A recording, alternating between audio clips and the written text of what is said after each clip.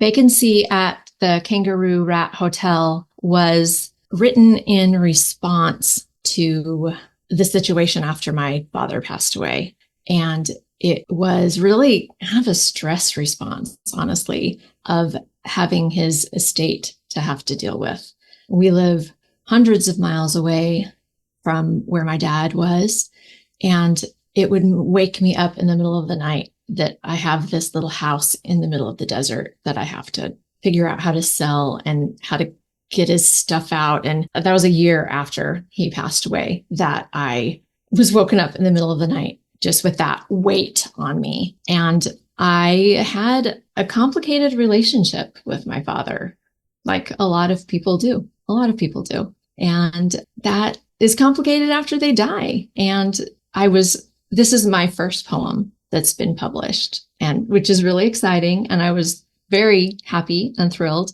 And then I cried for 2 days because I didn't want people to have the idea that we were estranged or that I didn't love him or that I didn't like him, because I did. I did love him and I did like him. And also it's complicated.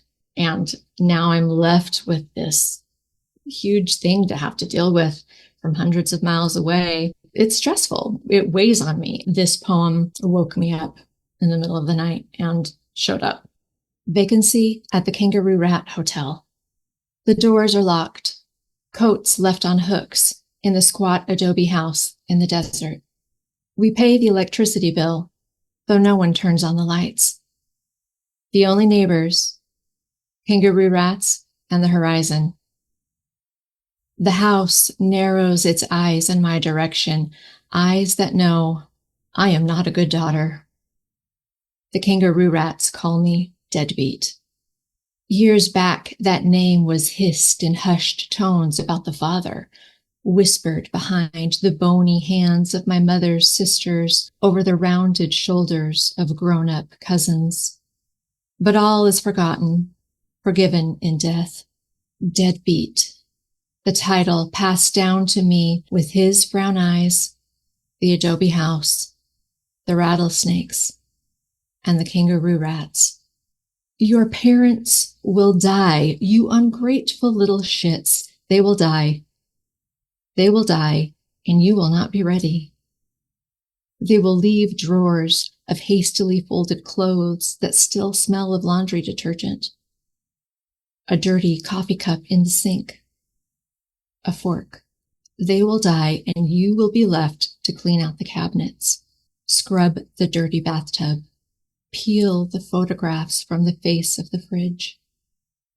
My father had horses at the little adobe house.